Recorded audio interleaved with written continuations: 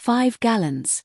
That's how much gas disappeared from my backyard every single week, and I was about to give my neighbor one more can. Except this one wasn't gas anymore.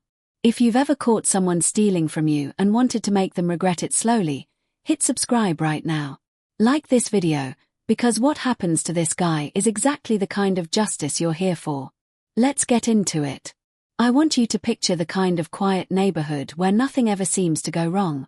Manicured lawns. Friendly waves.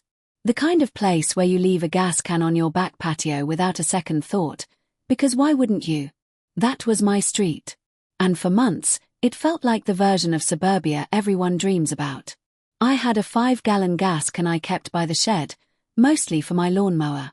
My mower's tank held maybe a quart, barely a sip compared to the can. So the math should have been simple.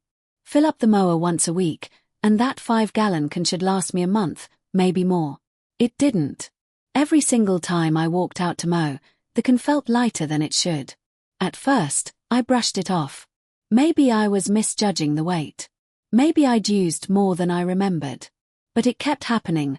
Week after week, the can drained faster than any lawnmower on earth could justify. That's the thing about a small, nagging suspicion. It doesn't announce itself. It just sits there in the back of your mind, tapping on the glass, waiting for you to notice it's real. I'd stand in my backyard, staring at that half-empty can, running numbers in my head that refused to add up. Something was wrong. I just didn't want to believe what it was pointing to. This was before you could buy a doorbell camera for $20 and call it a day. So when I finally decided to find out what was going on, I had to get resourceful. I dug out an old laptop, rigged up a webcam, and installed motion detection software to watch the backyard. It felt almost absurd, setting up surveillance equipment to catch a thief stealing gasoline. But I was done guessing. I didn't have to wait long. 5 minutes. That's all it took after I pulled out of my driveway one morning before the footage lit up with motion, and the face on my screen wasn't a stranger's. It was someone I saw almost every single day. There's a particular kind of anger that doesn't erupt, it settles. It moves into your chest and just stays there, humming quietly under everything else you do. That's what I felt watching that footage. My neighbor. Walking calmly into my backyard like he owned it, picking up my gas can like it was a routine errand, and carrying it off to fill up his car and his own mower. Then, a little while later, walking it right back. Setting it down exactly where he found it. No hesitation. No guilt. Like he'd done this so many times it had become muscle memory. I sat there replaying the clip more times than I'd like to admit. Each time, that same cold, simmering frustration crept back in.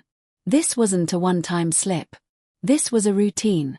A guy figured out he could quietly siphon gas off his neighbor for free, week after week, and just never get caught. Until now.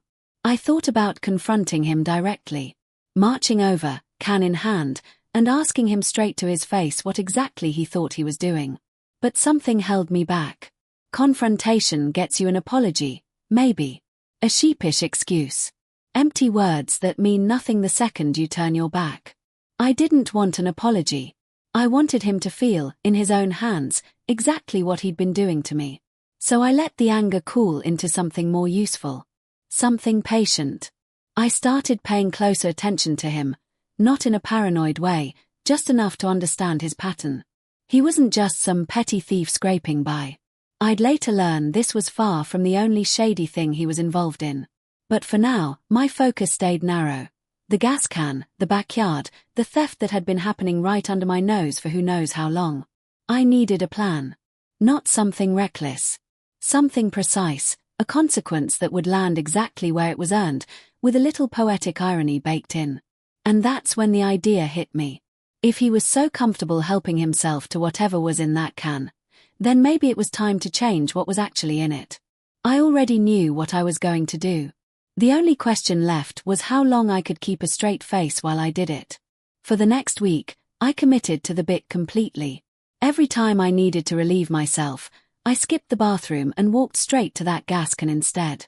Slowly, methodically, I replaced what he'd been stealing with something that looked the same, sat in the can the same, and, this was the important part, Still carried just enough of that gasoline smell lingering in the container to fool someone who wasn't paying close attention.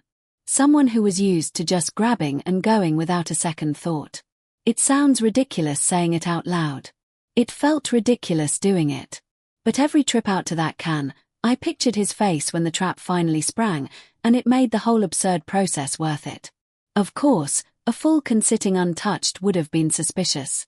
He needed a reason to believe this was his best, maybe only, opportunity to take as much as he wanted. So I gave him one. I made a show of it. Popped the hood of my car in the driveway and checked the fluids like I was prepping for a long trip.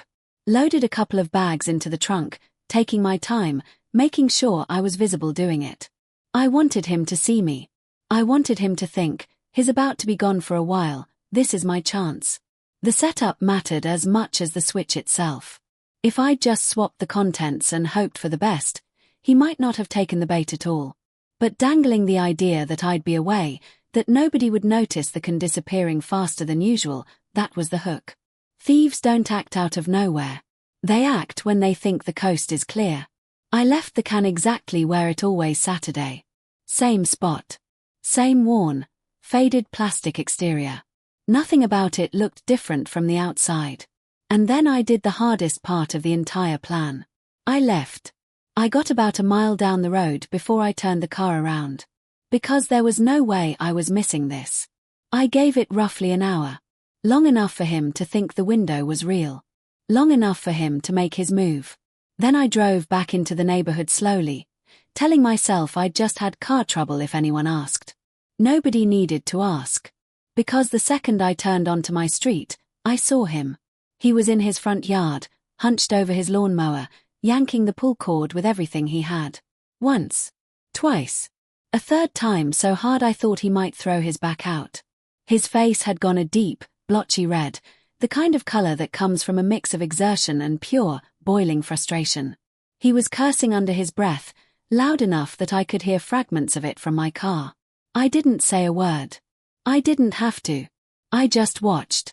Eventually he gave up on the mower, stomped over to his car, and peeled out of his driveway like he had somewhere urgent to be. I imagine he was heading out to buy actual gasoline, since whatever he'd just poured into his tank clearly wasn't doing the job he expected. He made it a couple of blocks. His car sputtered, coughed, and rolled to a dead stop right there on the street. I like to imagine the exact moment it clicked for him, sitting behind the wheel, engine dead, slowly putting together what he'd actually siphoned out of that can all week. I walked over to my patio, picked up the gas can, and looked inside. Empty. He'd taken all of it. Every drop. The same greedy habit that had been costing me gas for who knows how long had finally cost him something far more embarrassing. Here's the thing about people who feel entitled to what isn't theirs, it's rarely just one thing. As it turned out, my thieving neighbor wasn't just stealing gasoline. Digging a little further, I found out he had active arrest warrants out on him. Real ones. Serious enough that law enforcement would have been very interested to know his whereabouts. So I did the only reasonable thing left to do. I signed up for a sheriff's ride-along program, under his name. I won't spell out every detail of how that unfolded, but let's just say it didn't take long before the people looking for him found exactly what they needed to make an arrest. The gas was just the beginning. The real reckoning came from a debt he owed to a lot more than just me. Looking back, what strikes me most isn't the anger I felt watching that grainy motion detector footage. It's the patience that came after it, the decision to let the punishment fit the crime instead of lashing out in the moment. Some people believe justice needs to be loud. I've learned it just needs to be earned. He thought he'd found a quiet, victimless way to get something for nothing. All it took was 1 week of patience, one convincing setup, and he ended up teaching himself a lesson far more effective than anything I could have said to his face. If this story gave you even a fraction of the satisfaction it gave me living through it, smash that like button and subscribe for more stories where the people who think they're getting away with something finally get exactly what's coming to them. And I want to hear from you. What's the most satisfying revenge you've ever witnessed or pulled off yourself? Drop it in the comments below. I read every single one.